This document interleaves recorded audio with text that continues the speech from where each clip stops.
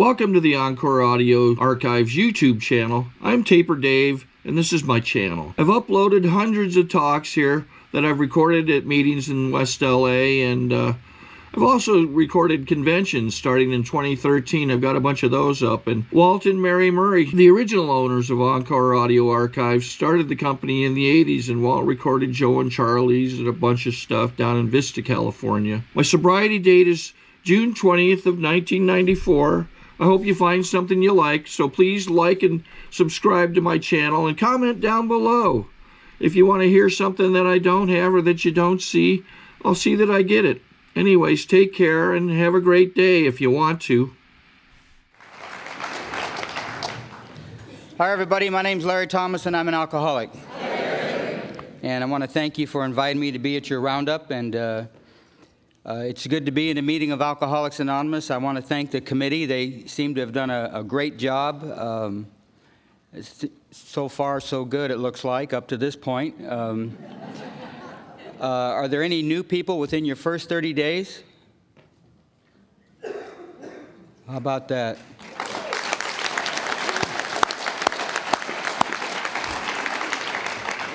There's your cleanup crew.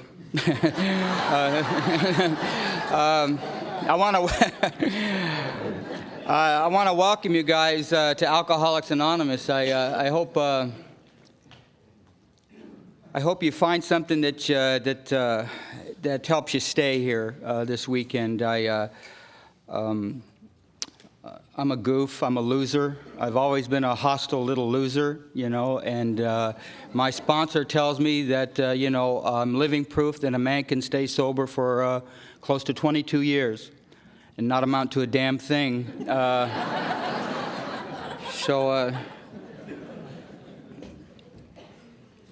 been a long ride. I had a long ride today out here. I drove all the way from Lakewood, which should take you about an hour and a half or something, depending on how much coffee you have, and I got an early start, and I left work, and then my glove box opened up, just fell open, and so I slammed it shut, and the damn thing plopped open again, so I speeded up, slammed it shut, and it plopped open again. So I speeded up and turned the radio off, brought it up slow, and then slammed it, locked it, plopped open again. So I speeded up a little more and kept slamming that damn thing, and I'm going to work on this thing all the way to Ventura, for Christ's sakes, And as I stand here tonight, my car's parked over at the Marriott, and the glove box is wide open. But I got a long ride home. You betcha, and this time it's going to be different.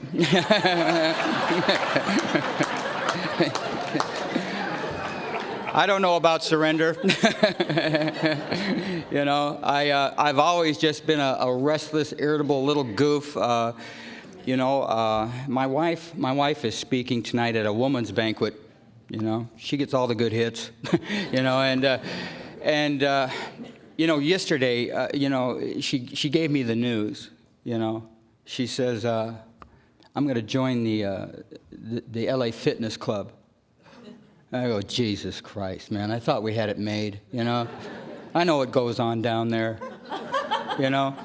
all that spandex, and you're going to be on the bike, and there's nothing but guys behind you watching your butt and all that. I know what goes on down there, And that's what I was thinking, so I said, oh, good.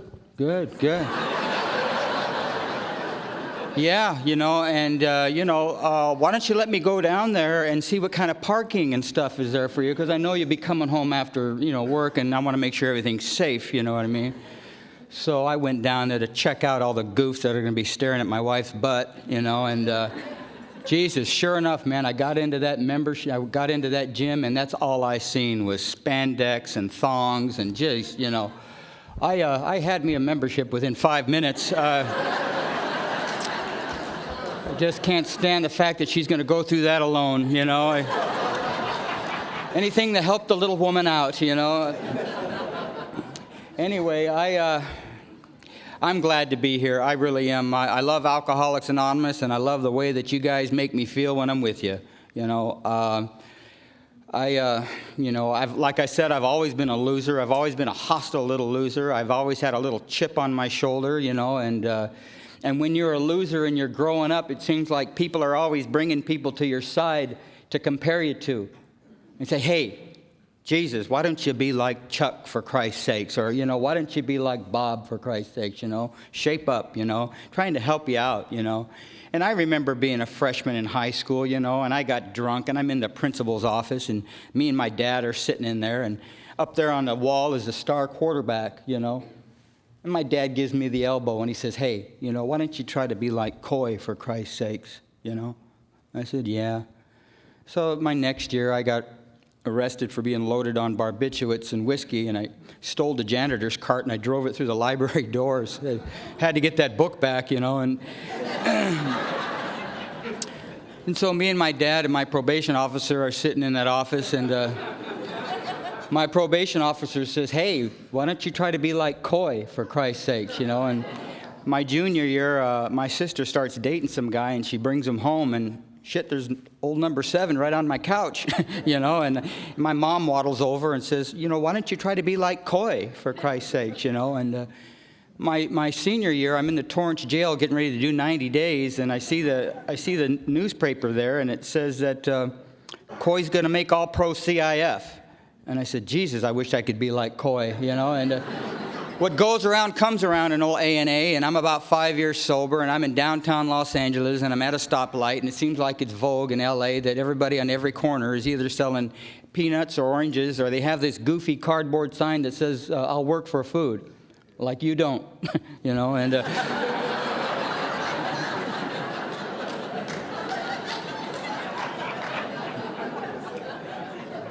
Got to be from Santa Barbara, that guy. Anyway... So, and people are all, I look like a guy that needs help. People are always stuffing envelopes, and have you found Jesus yet? I always got information packed in my person, and I look like a guy that needs help. And I'm sitting in my van, and it's a hot day, and this guy with the sign locks eyes with me. And he starts coming over to the van, and I go, shit, I got $2 and he ain't getting it, you know what I mean? Because I'm the cookie lady that night, I got a job to do, pal, and sure enough, this guy walks over to the van, and he sticks his little greasy head in there, and he goes, Larry Thomas, and I go, Coy. It's the old star quarterback right there, and I said, my God, if there was any justice in AA that, maybe my sponsor could shoot him a letter saying, why can't you be like Larry, for Christ's sakes, Everybody always looked like they had it made, I'm the kind of guy, I never drank because of outside stuff going on in my life. Man, I worked from the inside out, I drank because of things going on inside me. I would have drank whether I was poor, rich, tired, 1 leg, 5 legs. I'm a drinker, and it starts from the inside out, I've always been hoping and dreaming and thinking and wishing that one day I would become and act and think and be normal. That has been my goal for my entire life, and people who are normal don't have to think about that, Just these little goofs like me who know that, they're walking around with weird stamped on their forehead all the time, And you're always comparing yourself to people, And I was born in Detroit, and we came out to California when I was about 3 or 4, and my mom and dad split up, and I went into a little foster home for a while, and my mom was a great lady. She was a little Scandinavian lady, and my mom loved speed. My mom loved buzzing around the house around midnight, and just sorting out nuts and bolts all damn night in the garage, chasing the flies around, and always had a job to do. You'd come home from school, and she'd be moving that refrigerator by herself, because we're going to be doing some waxing, and just a busy lady. And her favorite thing was to take that speed and do Afghans. Everything in the house had a fresh Afghan. The chairs had cows had my dad's golf clubs, a little poodle she knit, and if there was any animals, they had a fresh vest on, and I had 100 set of gloves that I never wore, had booties and everything, and everything was just, you'd go into the bathroom, there's that poodle with the big eyes that's hiding the toilet paper, and, you get loaded enough and that thing talks to you, You know what I mean? Did to me, And just a busy lady, man, and she's always buzzing around, always got that look of determination, you know, and her favorite hobby was to do these jigsaw puzzles, these 30 million piece jigsaw puzzles of the Yuma Desert, you know, so she don't get a piece mixed up, you know, and she'd go down to Save-Ons and get her a carton of Raleigh cigarettes because she had, you know, because they had the coupons, and she saved the coupons to buy more yarn. It was a hideous cycle she was caught up in, you know. And she'd come home, you know, and she'd put this stinky peroxide on her hair that smelled like sewer gas. She owned one moo-moo her entire life, you know, and that baby was wearing thin, you know what I mean? And sit down and get away from the window, for Christ's sakes, you know, and, you know. Never good to see mom's tattoos, you know, and she would, you know, she'd come home and plop open that card table, you know, and take her a couple more Dexies and start firing up those Raleighs and start putting together this puzzle. And hell, if she, you know, she had a big pair of toenail clippers, because if she got a piece that wouldn't fit, well, she'd snip that son of a bitch down, you know. We got a job to do, you know, and then frame it, you know, and I had all these puzzles in my room of these half put together cities, you know, you know. But man, she loved me to death, man. My mom loved me to death. I was the middle of two sisters, you know, and they were always in cahoots. You know how women are when they're together, you know. And I grew up with this hideous phobia that whenever two women are together, they're pointing at me and laughing, you know. And I took an inventory in AA, and Christ, I'm right. There's two right there, you know. I mean, I hated those two sisters, man. I always just fighting them and just ripping their Barbie dolls apart and stuff. I never got along with them at all, you know. And my dad was my mom loved me to death. And I tell you what I did with people who, from an early age, anybody that would show me any ounce of attention, affection, or anything, they went into the old Alki filing cabinet that every Alki has, because we're going to be pulling that name out one day. I don't care if we didn't even know their name. We got a matchbook with a phone number. You know what I mean? That's going in there. We're going to find that, because somebody's going to get the hit one day. You know, everybody gets the hit with that Alki. We're the only people that can go through an old Motel 6 and pound on any door, not even know anybody there, asking for money and whiskey. You know what I mean? Everybody's going to get the hit, you know? And now my dad is a happy drunk. My dad's a happy-go-lucky Nat King Cole, Bobby Darin singing the Mills Brother drunk. Loves to drink and loves to sing the same damn song all night long. You know? Yeah, and the same verse, you know? I grew up listening to Mac the Knife. You know, one verse, oh, the shock, babe. That's it, you know. And I'd sit in that room, and I'd want to go out and hit his head like a phonograph needle just to skip him to the next verse, you know. But he was a happy drunk, and he was a World War II vet, man. And I admired that guy, and I wanted to be like Dad. And Dad always told me, you don't know how good you got it, man. Back when I was your age, we really had it tough. And he did have it tough, man. His dad choked on his tongue when he was like 13 and died. His mom, only in AA did I get a laugh, you know. You know what I mean? Only in AA. You're going to love this.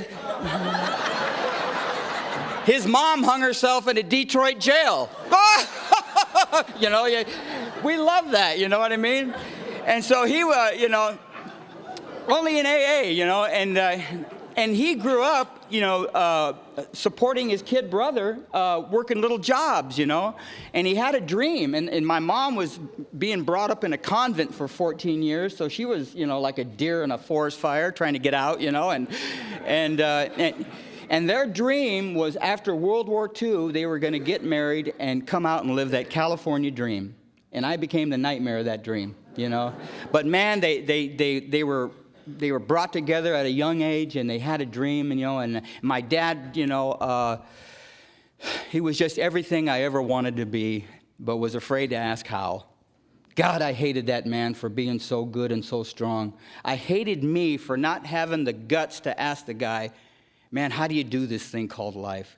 You know, because I'm restless and I'm irritable and I'm discontented, and I know I'm a goof. I know I'm feeling goofy on the inside. I know I'm not normal. You know, and I want to ask my dad how to do stuff, but I've got this idea that, you know what, I got to do it on my own. My old man did it on his own, and that's the message I got. if you want to be a man, you got to figure stuff out yourself. You don't ask Dad for help. You know what I mean? You don't hide behind your mom's skirt. You figure stuff out, you know? He never said that, but that's what I figured. And I turned that love and affection into resentment and hate. And I remember being about 9 years old. My mom's going to have a baby brother, man. And my dad coming into my room and telling me I'm going to have a kid brother, man. And that alky head just kicking into gear. And for 9 months, I'm saving up baseball cards and oiling up my glove and thinking about the drag races and the beach and how me and that kid brother are going to play. Maybe beat up my 2 sisters, you know. And 9 months later, me and my dad take a drive, and he told me that my baby brother died. We got home, and all 90 pounds went after the old man. And I start yelling and screaming, promising, you know, yelling at him that he promised me. And that was going to become the person on the top of my list when I come to Alcoholics Anonymous, when I made that inventory, was my father.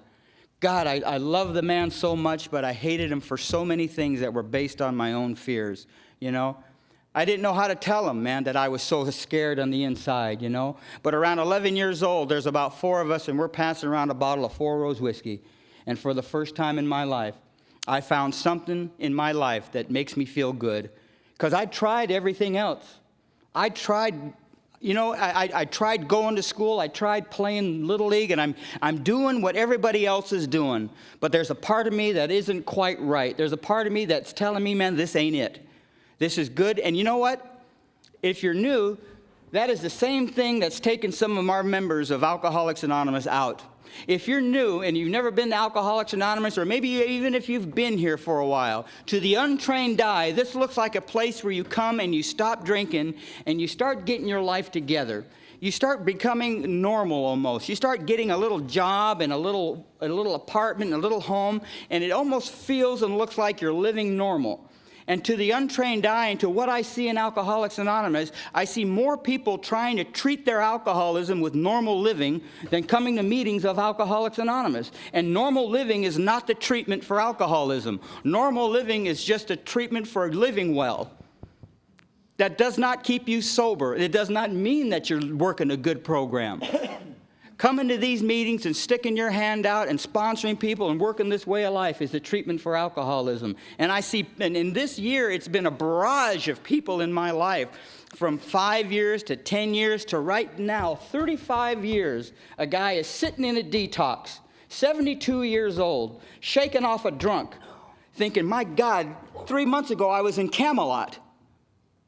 For 35 years I was in AA, and now I'm 2 weeks sober.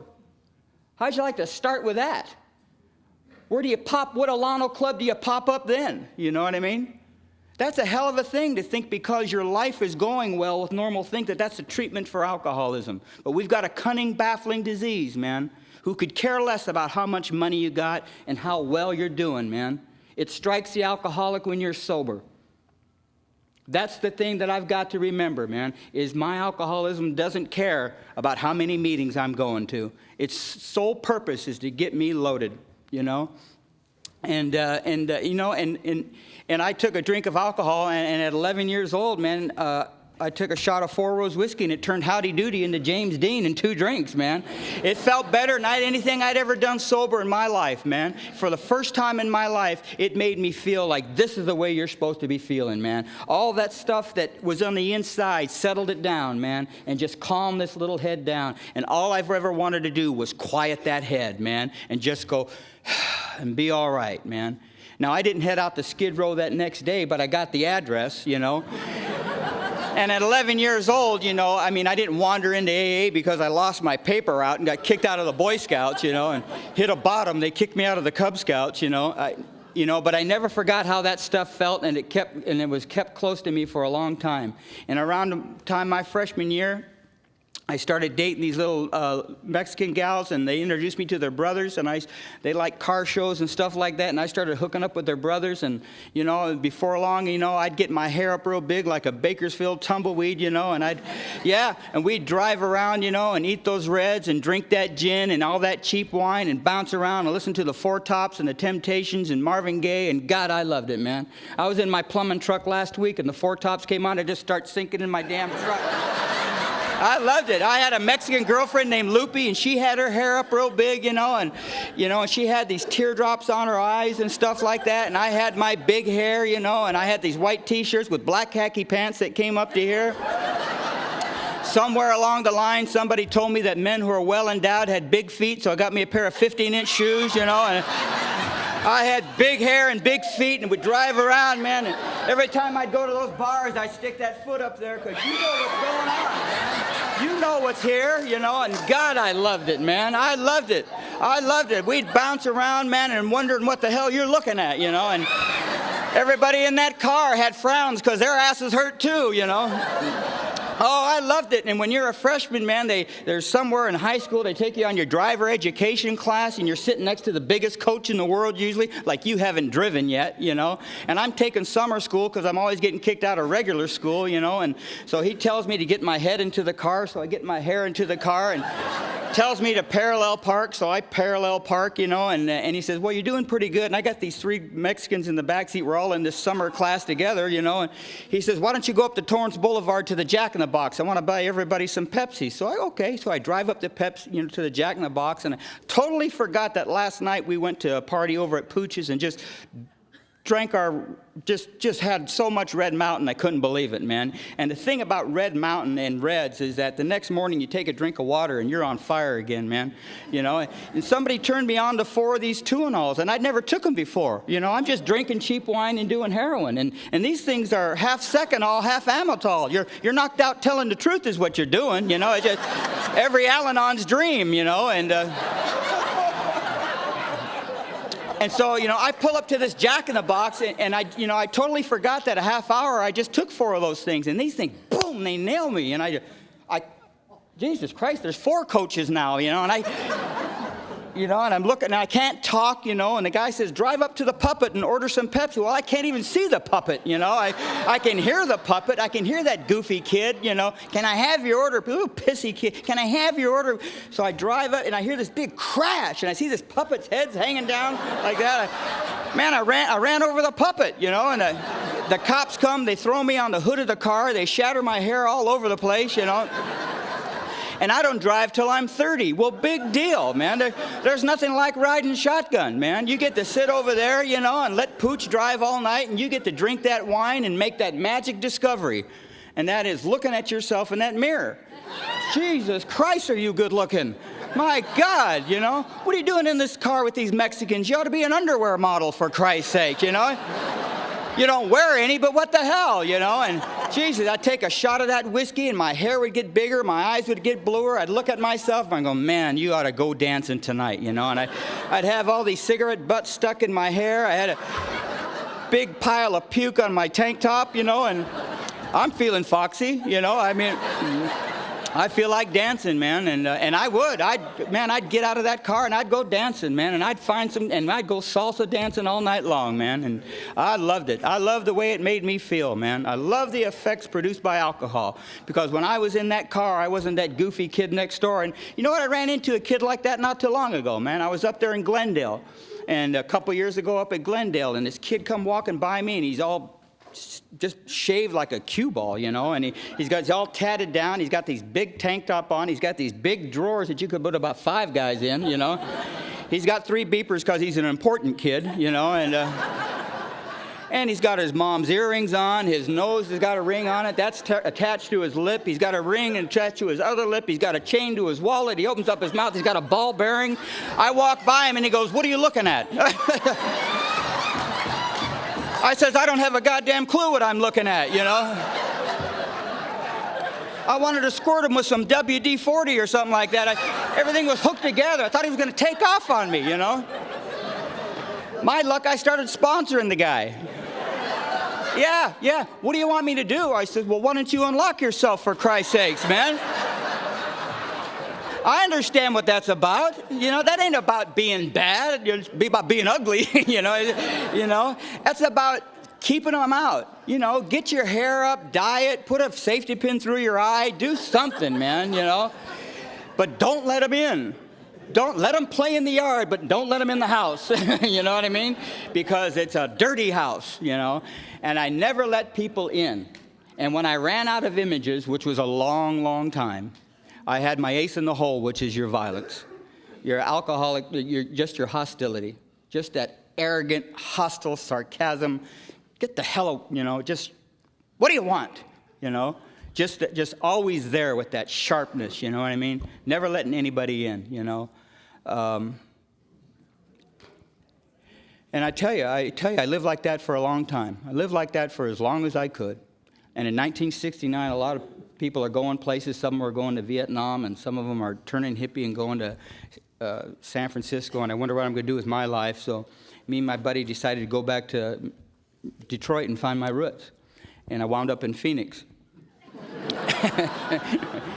And I'm over off of North Central and Roosevelt. Boy, you guys got good coffee here. At the Apache Hotel, overlooking the Wagon Wheel Bar. I got a $40 a month room.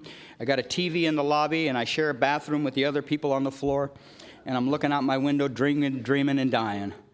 Nothing starts without a drink. Nothing begins without a drink. And you don't go to sleep unless you got stuff in the house. And you're afraid to sleep in that motel, so you go out and sleep outside because you don't want to catch yourself in a medicine chest. Take the medicine chest off the wall. You don't want to look at yourself in a reflection. Nothing that reflects you or anything like that. You don't look at yourself, and you live like that. Not for a week, not for 2 weeks, but you live like that on an ongoing basis, And you run into a guy named Ernie, and Ernie's an idea man, And I'm the type of guy that after 2 drinks, I'm so goofy and insecure, I start sounding like the guy next to me. It's an amazing thing. I could be in that bar, and some guy from Tennessee will saddle up next to me. Hi, Larry, how are you? Well, I'm doing fine. How are you? Drink up, And the next day, I could be at the Plum Rose Japanese bar, Hi, Mr. Letty, how are you? Very good. How are you? Man, as long as I'm not me, I'm all for it, And Ernie was an idea man, and Larry, he says, I know how we're going to make some money. He says, not too far from here is a racetrack. He says, we're going to get you down to 95 pounds, and you're going to be a jockey, And I don't have any pressing job at the moment. Okay, that's great. I'll get into training, And he says, now I want you to take this, and he gave me some methadone. And he says, I'm going to come back in 2 months, and we'll weigh you and get our colors, And I never took much of that, I'm just a wino and some barbiturates, And this guy leads me with this speed, and he comes back in a week, and I'm in the same doorway. I don't want to be a jockey, Ernie. I'm going faster than any goddamn horse I've ever seen in my life, And I'm all sunken in, and the acoustic tile is looking like cottage cheese, and all that, and you couldn't have possibly taken all that, and it was all gone, so we had to can that idea, and then I went back to Volt, and I started digging a ditch for this plumber, and after a week, I found out the owner was younger at me, so I had a resentment at him, and I got mad. I faked an injury, and they took me to the hospital, and they gave me a prescription for Percodan, and I'm loaded on Kessler's whiskey. And me and Ernie meet these guys at the Wagon Wheel Bar, and sure enough, we meet these guys in Tucson and these guys in Nogales, and we start writing prescriptions and selling them. We start writing prescriptions for Seconal and Nembutal and Obitrol, and you name it all. We wrote it all, And, after about close to a year, they caught up with me. Well, when you're on whiskey and barbiturates, there's no freeway chase, It's just, none of that's happening. There he goes down the 210 freeway. That is not happening. What's going on is the sheriff is busting down the door at the Busy Bee Hotel going, there he is under there, Always naked, leave it to that alky, Always butt naked, and yeah, we found him over in the alley, naked, Jesus. I talked at a roundup a couple years ago, and I was sharing a hotel with some Jehovah's Witnesses. And I had this tremendous urge around 3 o'clock in the morning. I wanted to get a grapevine and go door to door. Just, Bill and Bob love you,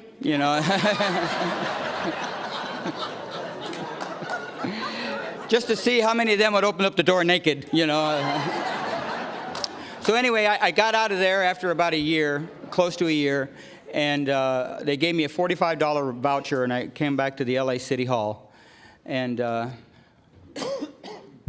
got me a little room in downtown LA, and then I moved down to Torrance over at the Greyhound Hotel. And my probation officer starts me on antabuse. And I'm not doing any count, but he's put me on this antabuse stuff. And now I'm staying sober for like months and 2 months. And my life is becoming a nightmare when I'm sober. I can't stand the way that and I'm talking after the shakes and the hallucinations, how it begins to be something that I've never had before in my life. It's one of the most terrified moments I've ever had in my life. And the longer I stay sober, the worse I feel, you know. And at about 2 months sober, my little sister, in fact, my probation officer says that I'm going to have to go to a state hospital because they find me in a Little League dugout in El Segundo at 10 o'clock in the morning, totally sober, but in between hysterical and maniacal. And they take me to the Harbor General Hospital, and they diagnose that some of my overdoses have been suicide attempts, and that maybe I need to go to a state hospital out there by Oxnard and have them observe me for about 30 days. Well, what had happened is 2 weeks before that, my little sister, her and her husband find some land up in Monterey, and they know that I'm trying to stay sober, not in AA, but on that antabuse. And my little sister says, I need you to do us a favor. We don't have the money to somebody to watch our house, but we're going to go look at a house up there, and we need you to watch the house and watch the dog and feed the dog. And we know you live over at the Greyhound, but we'll let you stay on the inside, and we'll give you food, but just feed the dog and watch the house and read the mail. Can you do that for 2 days? And I said, you bet, because I wanted to get her affections back, man. I wanted my little sister I wanted to be her hero again. And they took off to Monterey. And they left at noon on Friday. And about 6 o'clock on that same Friday, I'm sitting there and I'm watching the beginning of the Tyson fights. And I don't have any money. And it's Friday night. And I know that if I just have a can of beer, everything will be all right, but I don't have any money. And so what I do when I don't have any money is I start searching the house, and I start looking for stuff. And I find a sparkless bottle, and it's full of change, and it's all pennies. And I start shaking that bottle till I get $1.89 to get me a bottle of Thunderbird. And I shake it out, and I roll up the pennies, and I get them all ready, and I go down. And I go to Eddie's liquor store, and I get me a quart of Thunderbird, and I take it home. And I take a shot off of that, and it made me feel better than any medication I'd ever been on. And that's the last I remember. That's the last I remember. My sister pulled up on a Monday morning, and in my helplessness, I was curled up behind the couch. The dog was gone. The TV was busted. Every lamp in the house was tore down. The curtains were tore. Her bedroom was tore to shams. And she says, get the hell out of my house, you son of a... Don't you I ever want to see you again. You see? Now, this doesn't happen just once, and this isn't a tale of woe. This is an everyday occurrence for the alcoholic of our type, who are surrounded by people who are hounding us and telling us for sure that if we stopped drinking, everything would be all right. And what they don't know is that when the alcoholic stops drinking, there is nothing more frightening than to be sober and to feel restless and irritable and discontented, because there's not an outside influence at all that can keep the alcoholic sober. There is not a prayer. There is not a tear of a little child. There is not a consequence of going to jail. There is not a physical problem that can keep the alcoholic sober on an ongoing basis. Knowing all this about ourselves, the alcoholic is good for about 2 weeks.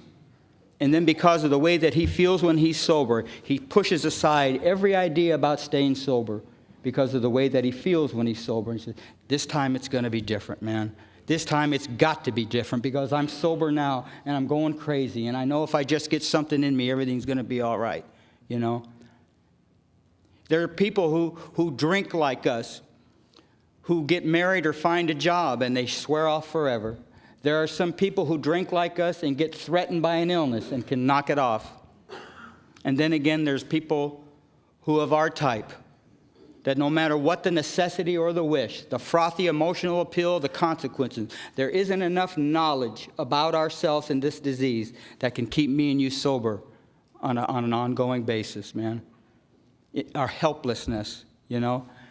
And so I went back to my room, and they sent me out to the state hospital. And after 11 months, I was totally observed. And they let me go with my bottle of antidepressants and my antipsychotics, and they told me that I wouldn't be able to operate out in society unless I seen my doctor and got these things, and they were right. Because I lasted 2 months, and they found me over on Olvero Street, curled up in a gutter, publicly intoxicated, a public nuisance. I'm no big-time convict here. I'm an all-time loser. All-time loser. And they rolled me up and they sent me up to Wayside. And I'm up at Wayside for about 30 days. And they put about 50 of us in a black and white bus. And one more time, I'm seeing California, and I'm going down to the South Bay Courthouse. And I'm in a holding tank where they're going to try and convict me. I'm in a holding tank, and I'm all by myself, and it's about half this size. And there's a concrete floor, and there's just me but old bologna sandwiches. And I'm sitting on that concrete floor, and I got a Vaughn's bag and no hope. And a Scottish man with a patch walks into that jail cell, and he knocks in, and he says, "Are you Larry Thomas?" I said, "Yes, sir, I am." He says, "My name is Alex, son." He says, "Come with me, you're going to AA." I said, "AA? Those are two initials I've never heard of before. I've heard of OR and PO, but what's an AA, you know?" And who's the Scottish pirate all of a sudden? And that man was your biggest cheerleader. And for 15 minutes, he stuck me in that lime green Plymouth, and he took me to my first meeting of Alcoholics Anonymous. And for 15 minutes, he talked you up a storm. For 15 minutes, he talked about the magic of Alcoholics Anonymous, about one drunk talking to another, and how happy he was that he was going to introduce me to you. And if you're new in Alcoholics Anonymous, I know that there's something about you that's been chasing you for a long time. You know, I know, for one thing, you're in a hell of a spot. And that seems to be the nature of your disease, is you keep getting sober and winding up in this spot, newly sober, thinking that this will be it, secretly knowing, man, it ain't it. It's just a matter of time. And I know you feel different, because if there is an earmark of the sober alcoholic, is we have the ability to feel different no matter where we are and who we're with. We always have that feeling of being different than everybody around us sooner or later. And if you're new, I want to tell you something that man shared with me that very day. If you're new in Alcoholics Anonymous and you're feeling different, welcome. Because the more different you feel, the more qualified you are. Nobody comes to AA happy and well-adjusted. That's just what the Al-Anons feel when they see you leave, you know. And that man took me to my first meeting of Alcoholics Anonymous in 1975. He rolled up to a little club over there in Torrance called the TLC Club.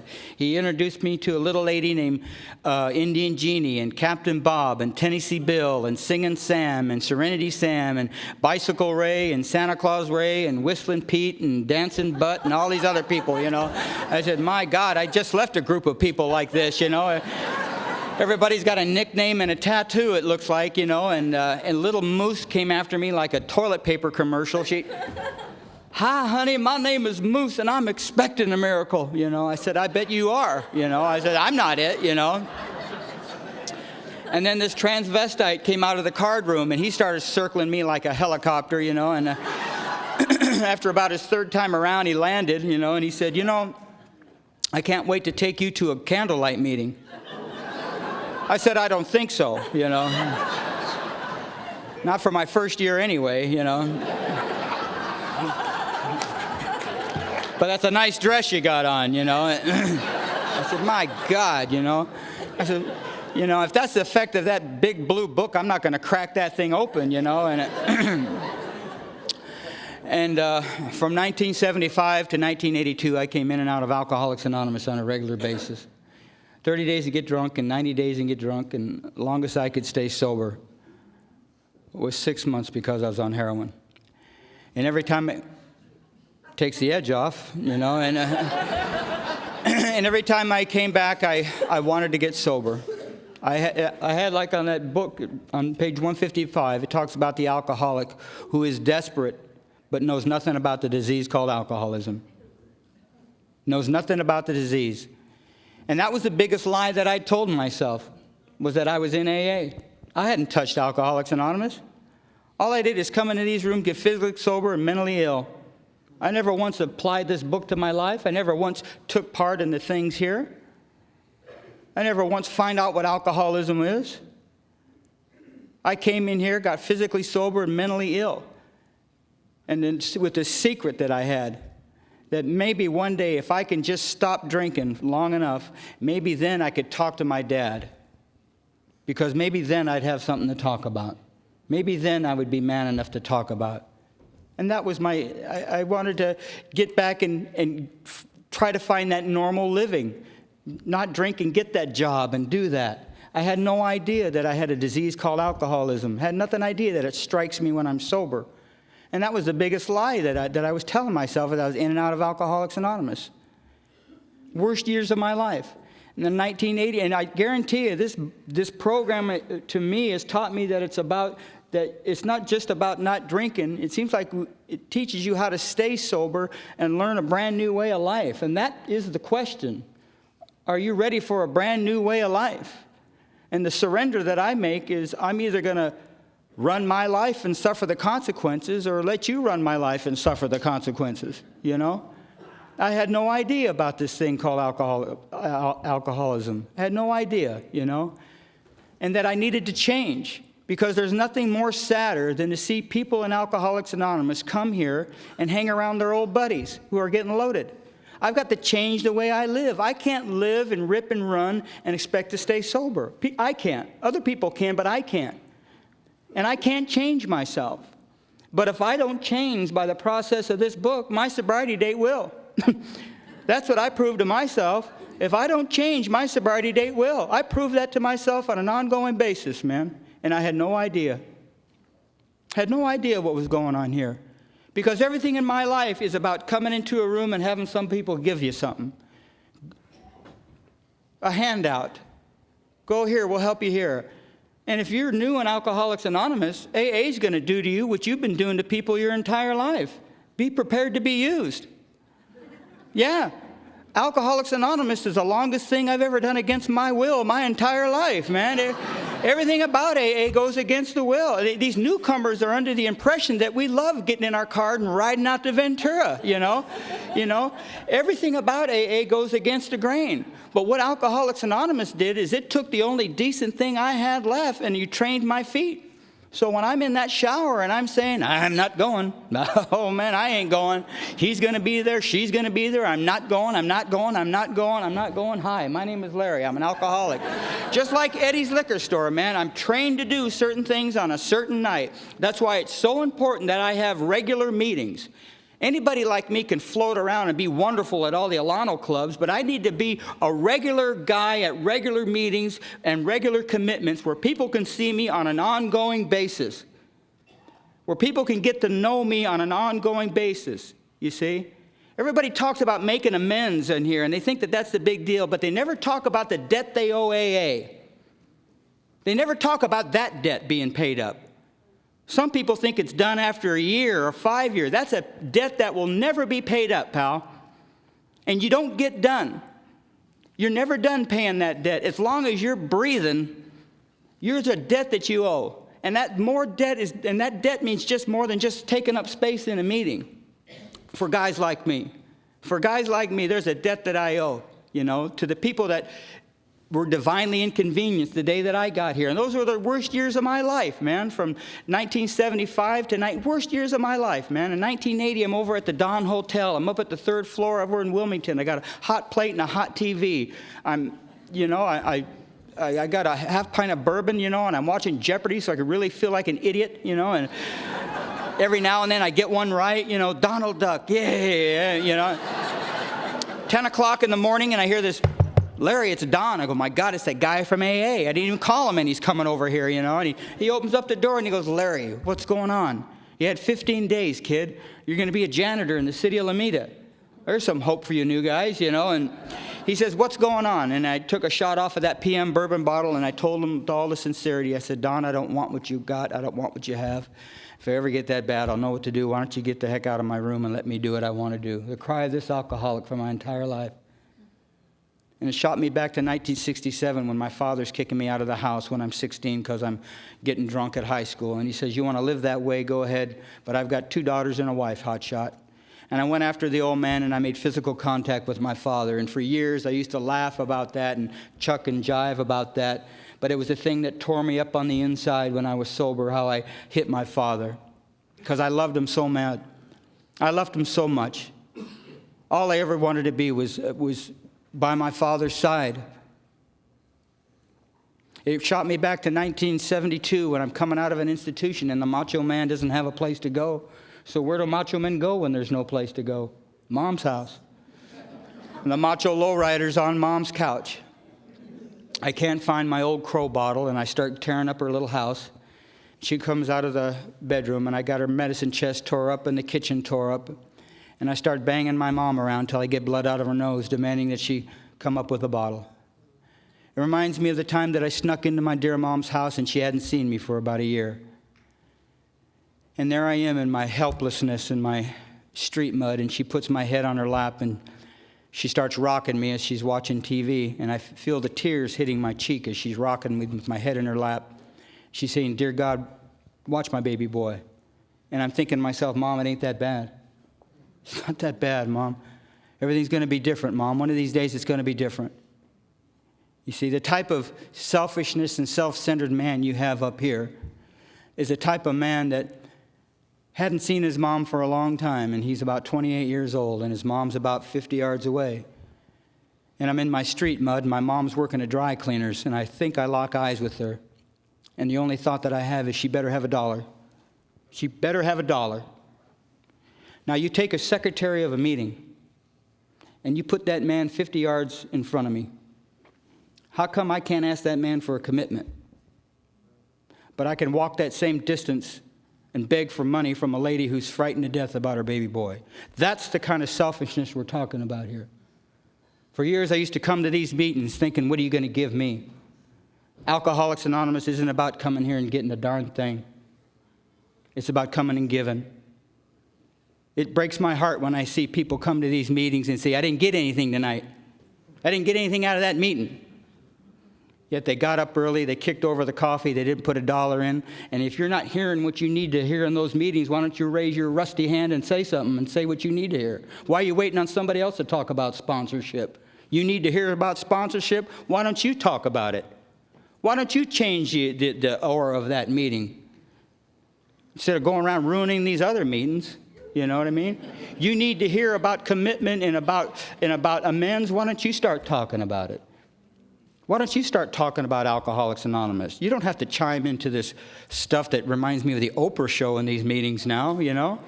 But you can talk alcohol because it's our job as members of Alcoholics Anonymous to keep AAAA.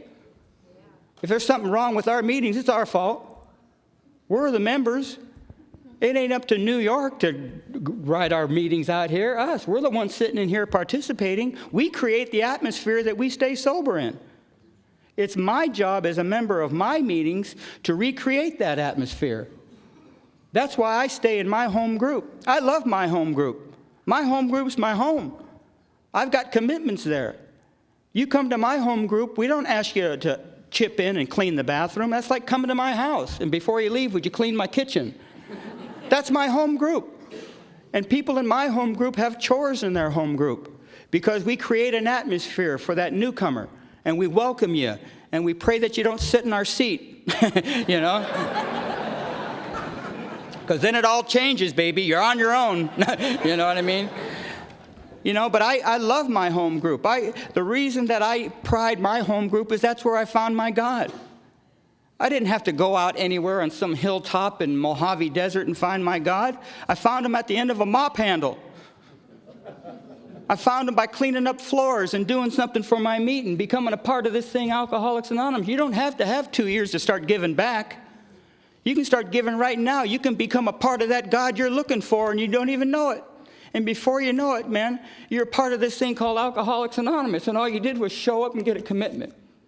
And you don't come to get anymore. You start coming to give.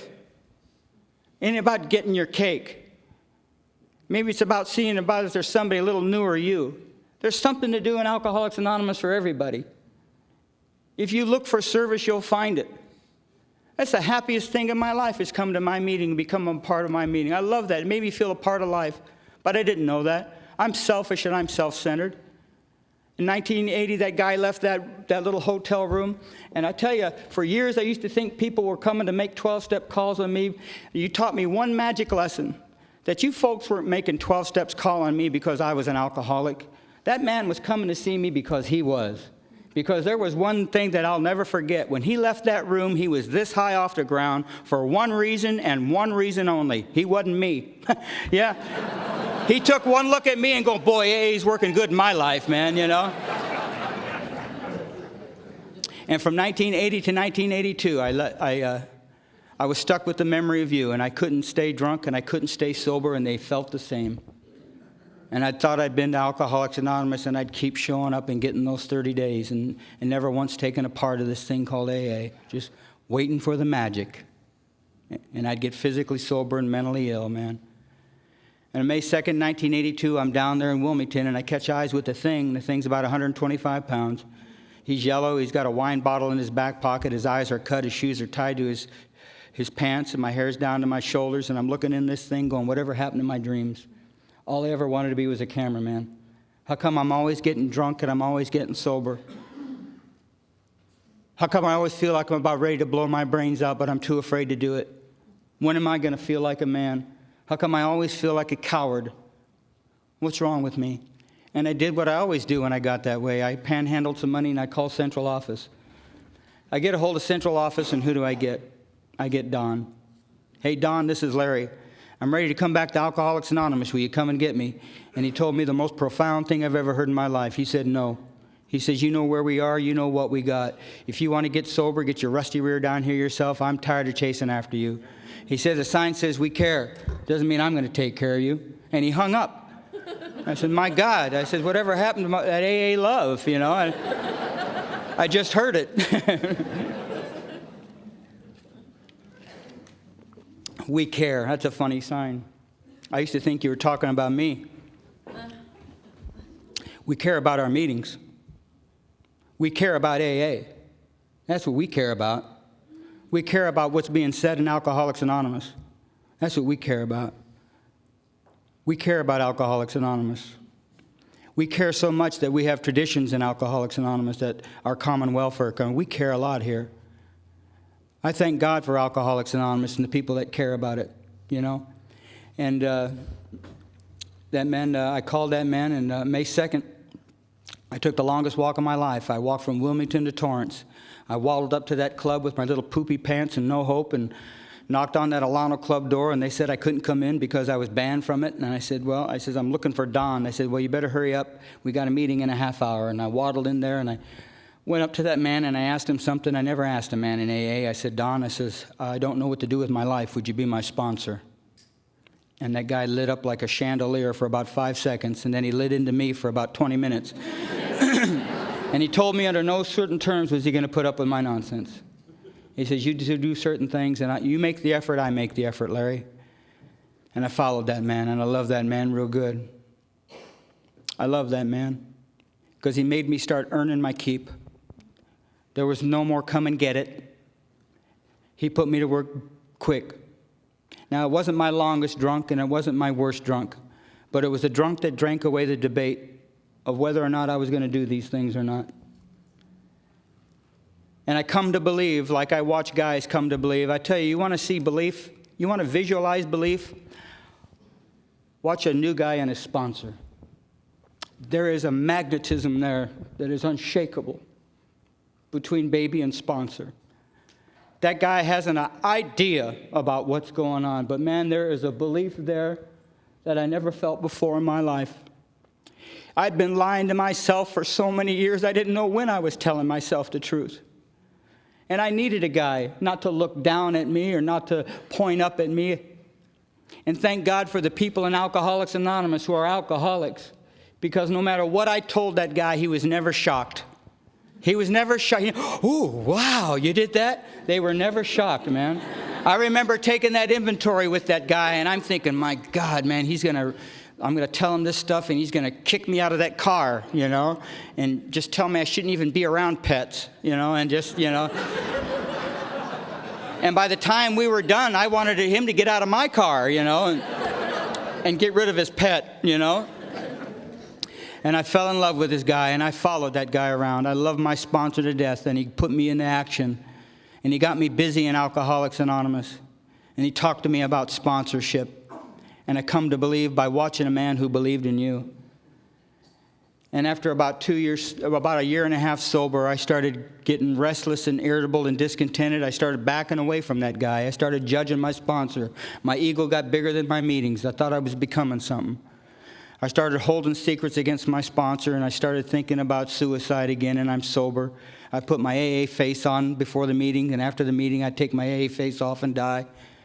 And at 2 years sober, I'm ready to commit suicide again, and I'm stone cold sober. And a man came down, and he told me what I was. He says, "You're an AA pimp.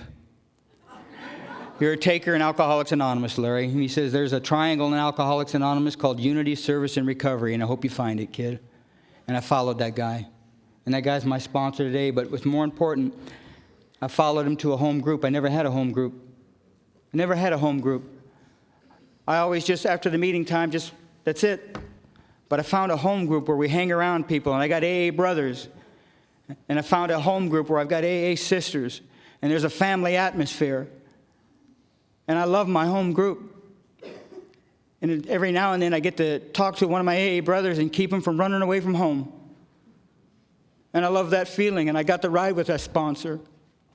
And I got to take that fifth step again. And I got to take my mom and dad off the hook. I got to sit down with my mom, who was so afraid of me banging her around. And it takes more than one letter in 15 minutes. We tear their hearts out day in, day out. But we get to put them back together day in and day out. And it takes a long period of time, a long period of reconstruction that lies ahead. Don't expect magnificent things overnight. You tore their heart out a day at a time. But a day at a time, I got to write that little lady birthday cards and give her flowers in between birthdays and stuff like that. And I got to make amends to my mom on an ongoing basis. And now when I hug her, she don't go like this. But my little mom hugs me, and she puts her little arms around me. And when I go and visit her at her little house, every time I leave that house, I stick a $20 or $40 in the bathroom, because every time I used to leave there, I took 20 or 40. And I always hide it from her, and she always finds it. "You better stop that." "You bet, that's the last time, you know." And I go over there, and we watch Discovery Channel together, and we watch American Chopper together and stuff. And she puts her little head on my lap, and she can feel my tears hitting her head, as I thank God for the program of Alcoholics Anonymous and letting my mom have a little bit of peace when she thinks about me. She's not worried about me. I don't want her to worry about me no more. I want to be there for her. And that man that I hated my entire life, it was my great privilege to slowly become my dad's best friend. And I got to do that by riding around with a sponsor. I didn't know how to talk to my dad, but I talked to my sponsor every darn day, and he was the same age and everything like that. And I started talking to my dad like I would my sponsor. And it was so great, because at 5 years sober, my dad gives me the call. And he says, "Kid, what are you doing right now?" And I says, "Well, I'm on my lunch break." And he says, "I need to talk to you about something." He says, 6 o'clock in the morning, every morning, I put my feet on the ground, and I said, "Today I'm not going to drink." And he says, by 10 o'clock, I'm in my glove box looking for my hot vodka. He says, "But for 5 years, you've been going to that AA over in Bellflower." He says, "Would you come over to me and talk to me about Alcoholics Anonymous?" And I did. I brought him a big book and a directory, and I gave them to you. And we talked about AA, and that was me and my dad had something in common. And it was so neat to become that man's best friend over a long period of time. All I ever wanted my dad to do was to tell me that he loved me and that he approved. That's all. And I remember being about 10 years sober, and me and the old man coming out of Carol's. And for no reason at all, I feel a hand on my shoulder. He said, "You know, I love you, kid. I love you real good." Now, I never heard it again, but I heard it once. I heard it once from a man who never had to worry about his son. Never had to worry about me no more, hurting his little wife or his daughters anymore. And slowly but surely, me and that man started walking a path of friendship that has been so close. And it was my great privilege to spend the last day of his life with him. It was my great privilege the last year of his life to go over there and open up that little apartment and see that 220-pound refinery worker down to 90, 70 pounds with his LA Dodger hat on, get himself up off that bed. "Come on in, son, the game's just starting." And I'd take my dad's clothes and I'd wash them, and then I'd clean my pop up, and we'd wash, and I'd go get him chili and stuff like that. And we'd sit there and we'd watch TV and we'd laugh and stuff like that. And I was taking care of his bills and taking care of his Meals on Wheels. And we were laughing. We were laughing at the things we used to cry about. We were crying over the things and the mistakes that we made, and they called it Alcoholics Anonymous. And I was out at the kitchen table figuring out his bills one day, and I turned to see how he was, and Dad had gone. I walked into that bedroom, and I looked at my dad's eyes, and I said, I'll always love you, Pop. I'll always love you. And I gave him a big kiss on the forehead. And I told him that I loved him because for 18 years at the end of every meeting, I was holding men's hands and saying the Our Father. And every year I'd take a cake there and man kiss me. And every couple times during the year I'd give a man a cake and I'd kiss him. And when it come time to show my father affection, I didn't have to think it was weird or goofy. I was ready for it. Because Alcoholics Anonymous made me ready for it. I didn't think about it. I was taught that by you. One of the greatest privileges of my life was to be my father's son. And I didn't know what to do with that void. Because every Thursday, me and my dad would have chili. And that first season of year after somebody passed away, I was so lost. And every Thursday, I used to have chili, and I just didn't know what to do. But I found myself, funny, that very day that he passed, I knew that I had to go to my book study, my workshop. I knew that I had to call my sponsor. And I was going to put you guys to the test. Here I had just lost a father, and I did not want to get into the bondage of self. And so I said to myself, I'm going to go to that meeting, and I'm not going to tell a soul about what happened. I'm going to phone my sponsor and let him know what happened. But I'm going to go into that meeting, and I want to hear every little whiny newcomer that I have come up to me and tell me their problems. And damn it, you didn't fail me. I went to that 12 and 12, and every guy I sponsored, man, they told me about their flat tires and their days at work, and you filled me right up. You filled me right up with your love. And I knew I was in the right place. I knew I had to be there. I took care of business, but I knew I had to be where business was taken care of. I knew I had to be in that meeting. You people took good care of me, and I didn't even have to ask for it. I just had to show up and make myself available to you and your love. And you've never let me down. You've never let me down in my worst moments. And now every Thursday I pull up to this trailer park, and this little 72-year-old man gets in my car, and he starts singing Bobby Darin songs. And I say, Sponsor, you ready for some chili? And I love that man like a father. I love that man so much. And we do Alcoholics Anonymous. And guys like me have little daughters that they're not supposed to see. But because of men and women in Alcoholics Anonymous, you teach me how to keep track of a daughter that I'm... One of the hardest things I had was when my little daughter had to leave me. Her and her mom moved to Phoenix. But the women in Alcoholics Anonymous told me that if you can go to Sacramento and talk, why can't you drive to Phoenix and see your daughter? What's more spiritual? You write her letters, you call her, you let her know where you're at. And my daughter is doing fine. And I had this tremendous urge that I had to make amends to her. I had to tell her. I got to tell her what happened, that I didn't run out on her. And me and my sponsor are coming across the desert. And it wasn't my sponsor, it was my grand sponsor, Clancy. And we're talking in New Mexico, and we're coming across the desert. And I start telling Clancy about what happened.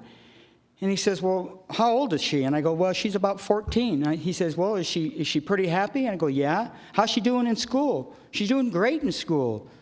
Does she have any friends? She has a lot of friends. How's she doing with her mom? They get along great. How's her little personality? I said, well, she's outgoing, and she's just a sunshine. He says, well, why do you want to go ruin that?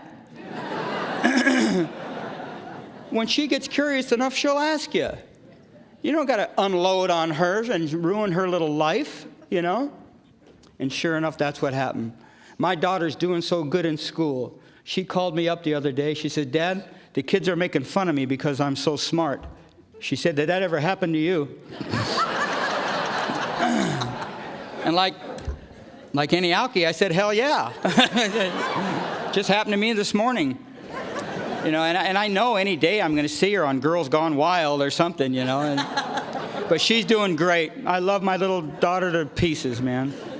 You know? I love my life. I've got a good life because of people like you and Alcoholics Anonymous. For years, I used to come to your meetings, and I used to see people saying it's sober by the grace of God. And I'm not a scholared guy, and I didn't know what that meant. But I looked it up. Sober by the grace of God, a compassion for the suffering. And didn't he have a little compassion for us, showing us Alcoholics Anonymous? But do you know that it wasn't until I started showing compassion for the new man that I can proudly say that I'm sober by the grace of God. Now, what are you going to do with a guy like me? I don't know nothing. I didn't come from much. Alcoholics Anonymous made me a plumber. They took me right out of the gutter and stuck me in the sewer, for Christ's sakes. My little wife is over there talking. I love my little wife to death. I know she loves me because she doesn't need me for a damn thing. She's self-supporting. She's got her own. She doesn't. And I know I love her. She's the first woman that I ever started telling other women about. She's the first woman that whenever I'm away from her, I wish I could see her again. I don't think about a day without wanting to have another day with her. I was so happy when we got this house because I could picture my little wife working in it with a red apron, you know? And I just love watching her work. I do. In fact, that's all I do is watch her work, you know? And because of Alcoholics Anonymous, we got this little house and everything, you know? I used to see people get to this podium, and they used to say, and they would take these cakes and say these talks, and they would tell you about their blessings and how they've been blessed with a house and a wife and a job. But if you're new, be aware of this. Watch them like a hawk. Most people start to hang themselves with their great blessings. They become more concerned with their blessings than the people that blessed them when they had nothing. I'm sober by the grace of God. And rooms of Alcoholics Anonymous like this, you know. I don't have a biblical saying or a riddle to get me off this box, but I know one thing. Every now and then I have a little bit of peace in here. Every now and then I see a guy that I sponsor take a cake, and somebody he sponsors takes a cake. Every now and then I've got a peace that's with me that is undescribably delicious. Undescribably. And then there's this fellowship that I crave. And there's a word that I understand, and I know you do too. My sponsor, Johnny, tells me it's God's great privilege to give you his kingdom. And I think I found it here. Because it seems like the God in me sees the God in you. And it seems like there's nothing that can ever break that bond. And I'm so happy that I can share this on this happy road to destiny, and that you allowed me to share with you my life tonight. And thank you.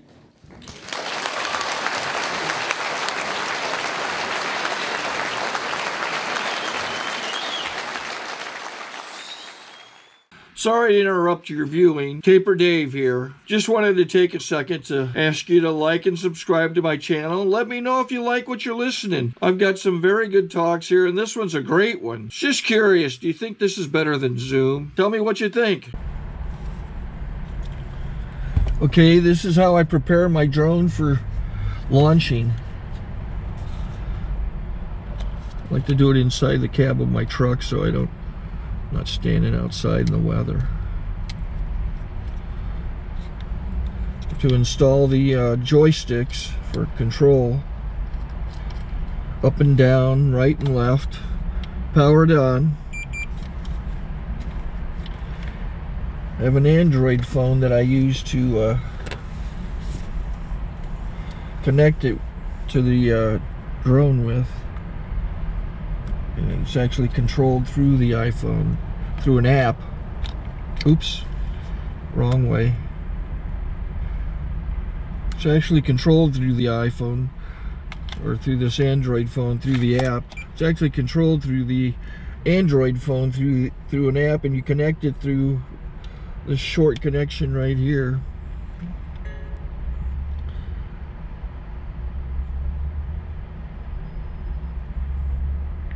Remote control connected. Remote control's connected. So Pull out the drone. I have to extend the legs. Long legs extended first, then the short legs. Remove the gimbal protector. Set that aside, then power it on one short burst, then one long burst. I lay it down. So I have to go to calibrate. So the drone's not connected yet. It shows you here as this drone gets disconnected, even though the remote's powered on. So the drone has to establish it's connected. So I go into the app to calibration mode. First I'll calibrate the remote controller. Start calibration. Out, in, oop, out, in, up, down, and then this little wheel is to control the gimbal. So it's calibrated. Go to gimbal calibration, start calibration, and then it calibrates the gimbal. If that shows up, the gimbal's moving all over the place. Changes, you can see it on the video. And I'm calibrated to take off. It's acquired 7 satellites at the moment. There are 26 satellites up in the sky, which it has to acquire before you can take off. So it's connected. It's got enough satellites. This is white. I can go to press this little arrow button, swipe right to take off, and it would start the motors if I slid this to the right. But I'll wait till I get outside. Don't want to do it inside.